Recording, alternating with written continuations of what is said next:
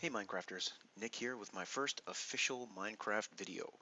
I had done one Minecraft video before as a video response to DocM77 in regards to his glass item elevator that he showed in his third world. Nice idea.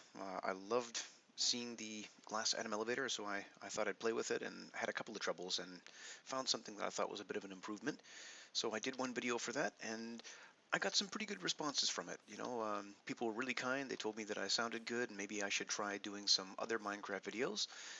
And so I thought I would do that today. So what I've come up with for my first official Minecraft video is something that I'm going to call the Multifarm. And it really starts off with uh, a witch farm. And over here you can kind of see this is the beast. There's obviously an iron golem cell above, and here's the witch farm. I've got everything set on peaceful so that I'm not under attack right now, just so I can show this off a little bit and give you an idea as to what this multi-farm is all about. Now, most people when they make a witch farm, they do it in sort of the standard way, which is just a 7 by 9 floor, which is the size of a witch hut to begin with. But for me, I wanted to try something a little bit different, and so I made a 9 by 9 floor. As you can see here, there's 9 going this way and 9 going that way. The idea behind that is that I don't want just witches to spawn. I want to spawn some other things. And if you make an oversized witch farm platform like this, you end up not only spawning witches, but you spawn zombies, you spawn skeletons, you spawn creepers, you spawn slime, and you can even spawn endermen if you make the ceiling height big enough. As long as it's 3 high, you can get endermen spawning as well. Now, I think this was a nice little design for the witch farm here.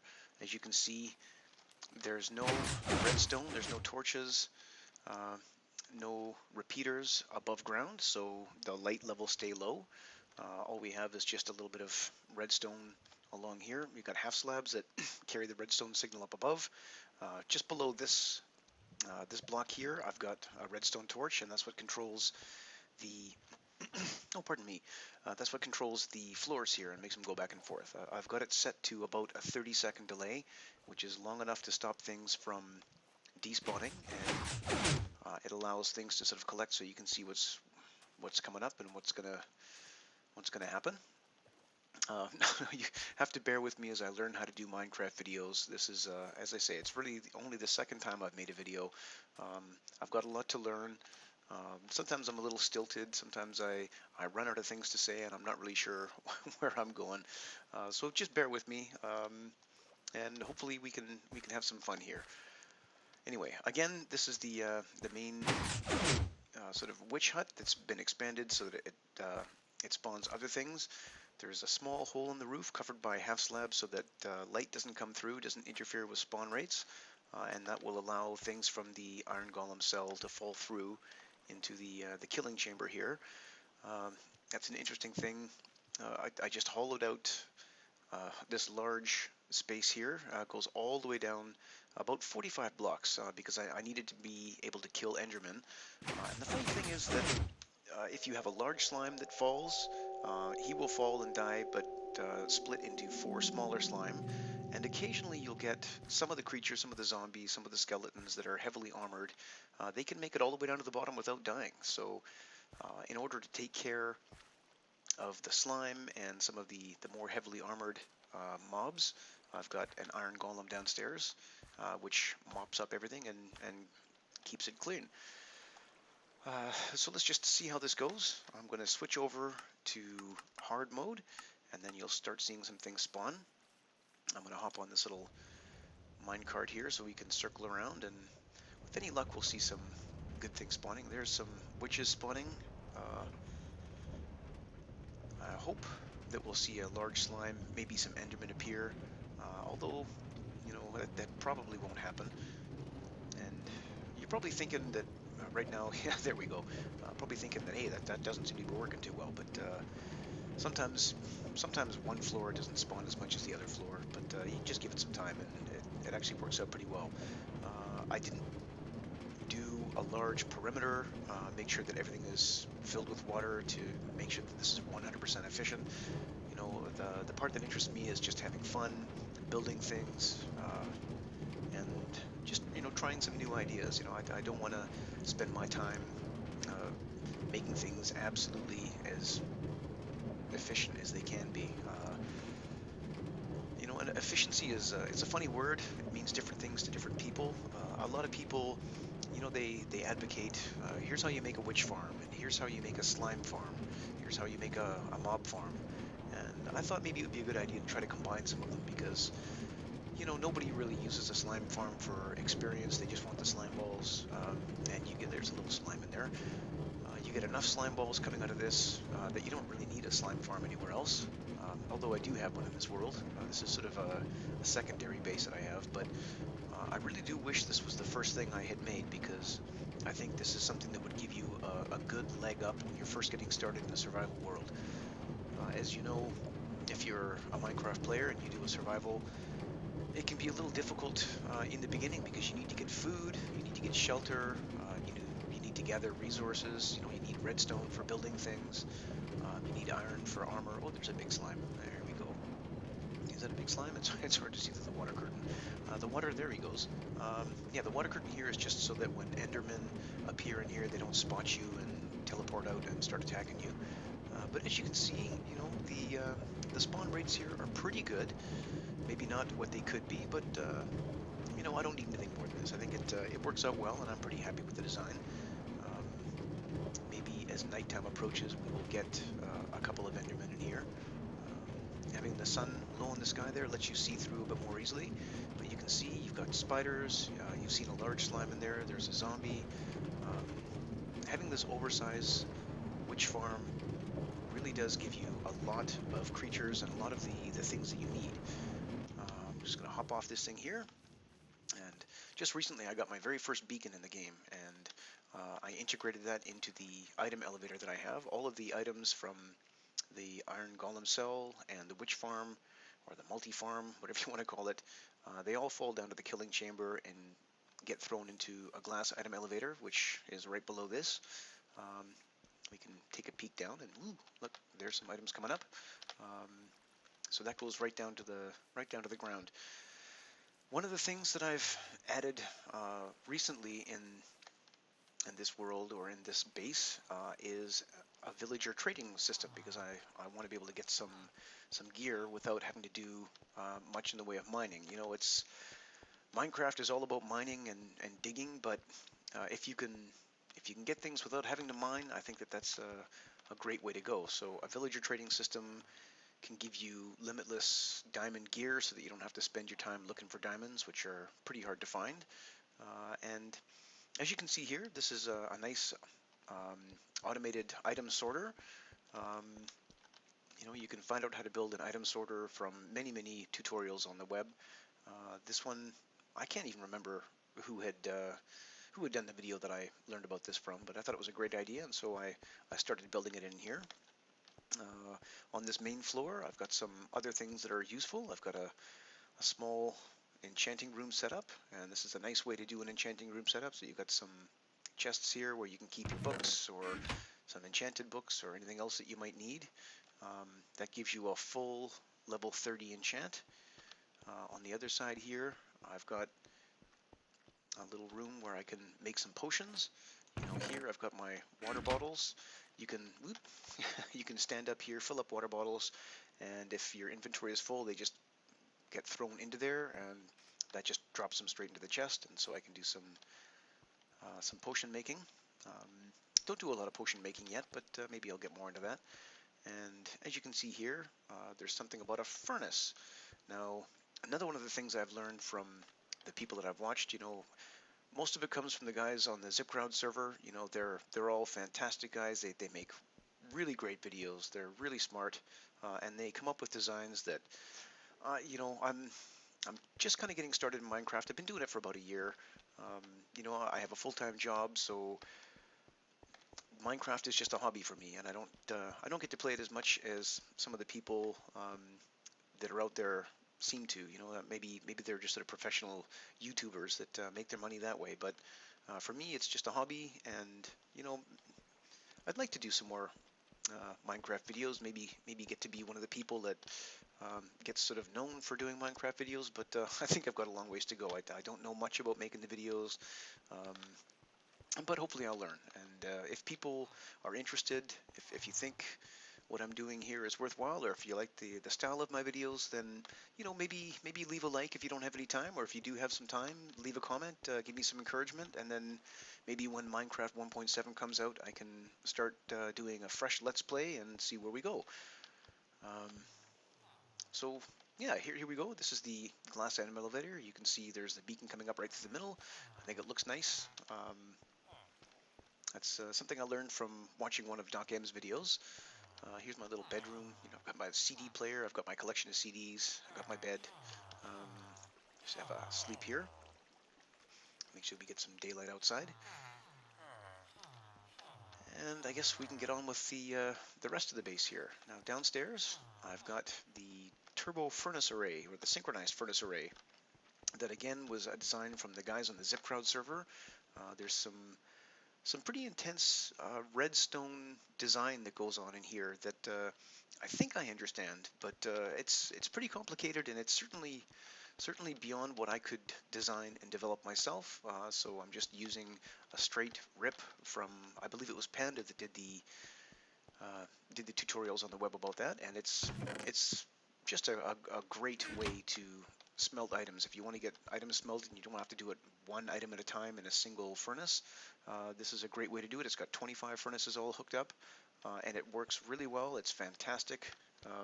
Kudos to all the guys on the ZipCrowd server for all the Minecraft work that they do and the things that they come up with. Now, on the other side of the lower floor here, I've got a villager trading system. This one was designed by, I believe, Tango Tech. It's a nice way to do it because it automatically fills up with villagers whenever you find a villager that you're tired of and don't want. You just push a button, off he goes to his unfortunate demise. The way that works, he falls into a water channel, goes over here a little way, and then just drops straight down to pretty much bedrock. That way, the villagers don't get mad at me, and oh, look at that. We've already got a replacement that's dropped in from up above. Another thing I can say here is that Doc M mentions in his videos what he likes to call the perfect villager, and that's where you would find somebody who has a trade that you like as the very last trade that he has available, which when you're done unlocks all the other trades again. Now, this guy, he trades paper as his first trade, gives me emeralds. You can usually get about anywhere from 6 to 12 emeralds by trading paper with this guy before the trade is over. And then the very final trade, which unlocks all of the trades again, is just 4 glass for 1 emerald. So um, that works out really well. I can trade a lot of the sugarcane as paper. I get emeralds. I use 1 emerald to unlock it, and I get to go all over again. And now I don't even have to collect sand to make glass. So that's great, and I'll get on with doing more trades and trying to get the perfect villager for other things a little bit later. But I've just recently built this, and that's the reason why I don't have a button here, so that I will never accidentally push a button and lose my good enough villager. He might not be a perfect villager, but he's good enough. This is just a temporary thing I've set up here while I'm doing some trades. As you can see, I've gotten a pretty good amount of emeralds. And what else can I show you here? This is the item elevator going all the way up. It comes up from down below. If I go in here, I can show you the back of this turbo furnace array, or the synchronized furnace array. This is fuel. That's fuel. All the fuel gets dropped in from above on the witch farm, so I can get the sticks, and I can just drop them in here. The items that you want to put into the array are also going into a chest up there, and I've carried off the stopping signal along this little set of half slabs so that up above, if you happen to be out of fuel, then items that you have in the input don't get pulled down. So this chest will lock up if there's no fuel, no furnace fuel left in my hoppers or in my chests, and this redstone lamp will turn on when there's absolutely no fuel. So in the meantime, I just grab sticks, throw them in here, and then you're ready to go for more furnace cooking. Just as an example, let's take one stack of cobblestone, throw it in here, and then you can see it starts getting pulled out, pulled down below into the turbo furnace array. And once it loads up with about 30 items into the minecart here, that minecart will release and it'll just start driving along. Here it comes. And it fills up all 25 of the furnaces and starts cooking just one item at a time in the furnace, which is great because that way, over here in your output, you can see they start popping up pretty quickly. You can smelt a lot of items. You can see I smelted quite a bit of gold here recently, and these smooth stone are just coming out nice and quick. It's a great idea. Works really well. Fantastic design. Kudos to the ZipCrowd server crew for coming up with that one. It's an amazing design. I'm really blown away by that one. Now I'm going to go downstairs so you can see the bottom of the multi-farm or the witch farm, which is the killing chamber. It's down here, and there's my little iron golem, which takes care of any of the slime that survive or any of the other creatures that sometimes fall down and survive. It's hard to believe that something can fall 45 blocks without dying, but occasionally you'll get a skeleton, sometimes a zombie that has armor on that actually does survive the fall, which is surprising. Now in the floor here, the floor is covered with hoppers. There's actually 4 quadrants to it that are done in sort of a spiraling pattern, so that my thought behind that was just to try to make it so that there's always an even stream of items and you don't get any of the hoppers getting completely filled. There's a good chance that things will die in different areas, and I'm not going to get any of the hoppers being sort of too overloaded at one time, or at least that was my thought. Now, everything that lands in these hoppers goes through into this room here. I guess I can pull off the floor here. This is the eventual place where they're going to go. It's just a dropper, and anything that goes in that dropper gets spat out into the water streams here. Here you can see the slime ball. And this heads towards the glass item elevator. Now, one of the things that I found when I had first made a glass item elevator is that I found that depending on how things landed in the water streams here, they would get caught sometimes on this fence post. And as you can see, everything that's coming by is aligned on the left-hand side, and that stops any items from getting caught here, and makes sure that anything that lands in these water streams does make it all the way to the top without falling off or dropping. Now, just down below there, I've got a nice pyramid with my first beacon. I guess I may as well show that. Sadly, this is also in a slime chunk, so every once in a while you'll see a couple of little slimes in here. Oh, there we go. Doesn't really cause a problem. They're just down here hopping around, and I never really have to come down here and look at it unless I want to change the things I'm getting from the beacon. Now, what else can I show? I think this is an important part here. If you're ever going to do one of these glass elevators, do keep in mind that if you're losing items or things are getting stuck at the bottom, having a water stream that curves around like this with a little fence post, glass on one side to stop it from joining to both sides, that aligns the items nicely, and it seems to work really, really well. You might have noticed that there's also another water stream coming in here. That's from my little chicken farm.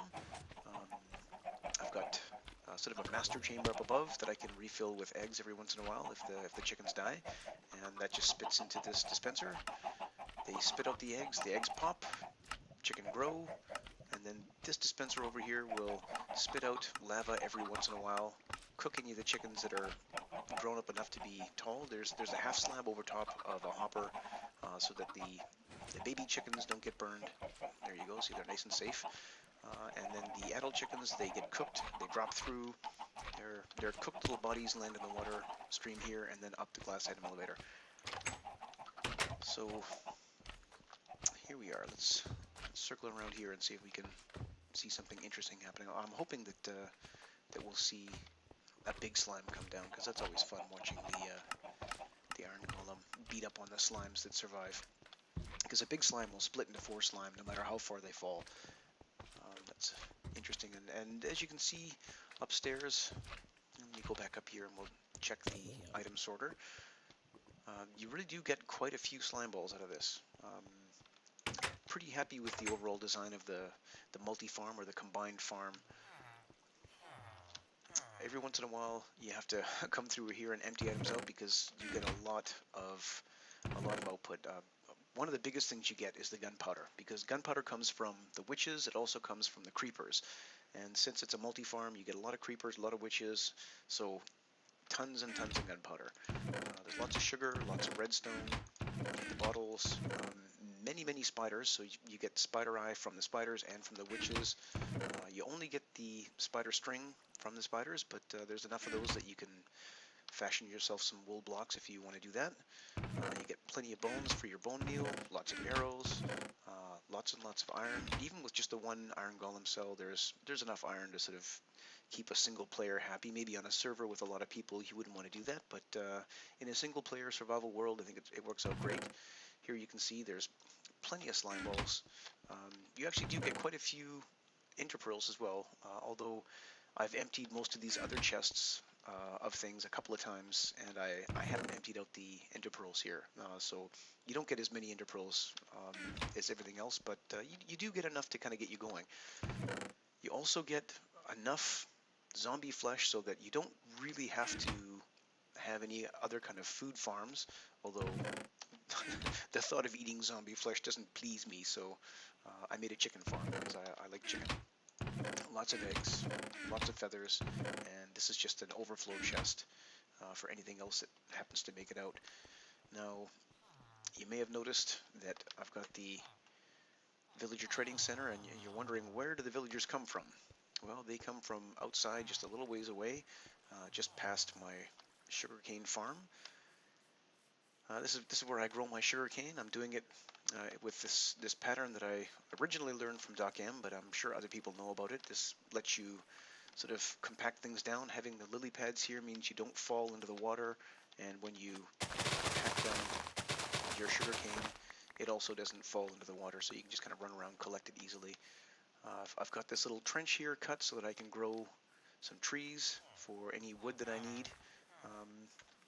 That works out pretty well. And here is my villager breeding system. This is what allows the villager trading system to refill with villagers. I'm hoping that maybe we'll see one guy get pushed into the water stream here and into the villager trading system.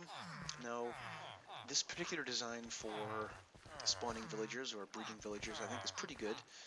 There's only one source block of water. It's pushing everything nicely diagonally into this far corner.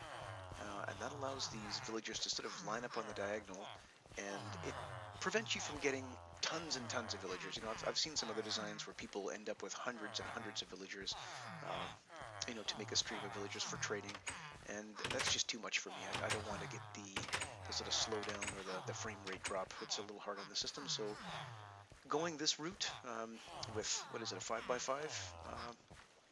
Chamber here, it only gives you about 20 villagers max, and you get enough of them coming through that you don't have to worry about not having villagers for too long. And they just carry along this water stream here. They drop down a couple of levels underground, and that just delivers them into the base, into the trading system there. So that's really pretty much it. That's the multi-farm and sort of the little base I've built. I think it's a great way to get a foothold in Minecraft, so that in the beginning, you know, you need redstone, you need iron, you need all kinds of things to get you going, and that way you can build bigger projects. But of course you can't build bigger projects until you have a lot of things. It's kind of a chicken and egg problem. What else can I say? I think it's a great way to get started. You get lots of items. It'll help you to be able to get everything you need to survive. I think it's a great idea. You know, it's instead of going off and building a slime farm and building a witch farm and building a passive mob farm, you know, just doing this. If you make a witch farm with 2 extra stripes, you know, one strip on one side, one strip on the other side, make it 9x9 big. You end up with a farm that produces quite a bit. You know, you can survive. Gives you all the food that you need. Gives you the redstone. It gives you, you know, if you don't want to use torches, it gives you lots and lots of the glowstone so that you can make blocks of glowstone and light up your world. Uh, as you can see, I torched this area out before I had the farm completed, and I've got this little tiny pyramid here at the top of the item elevator, which I just think looks nice. It looks like it's a a mini beacon, but it's not. Of course, the beacon is way down below. So that's it, guys. I think that's sort of the tour of my multi-farm. I hope that it makes some of you think, and maybe it's something that you can use in your own world if you have a witch hut and you're just kind of getting started in a survival world. Maybe this is something that you can do. I found it really useful. Maybe you will as well. And I think that's about it, guys. So thanks for watching. If you'd like to see me do some more videos, um, leave me a comment, give me some encouragement. If you don't have time for a comment, maybe just leave a like. And as I get going with Minecraft videos, if people would like to see me do more, um, this will be the last time that I ever asked you for a like, because I think everybody knows what the like button is for.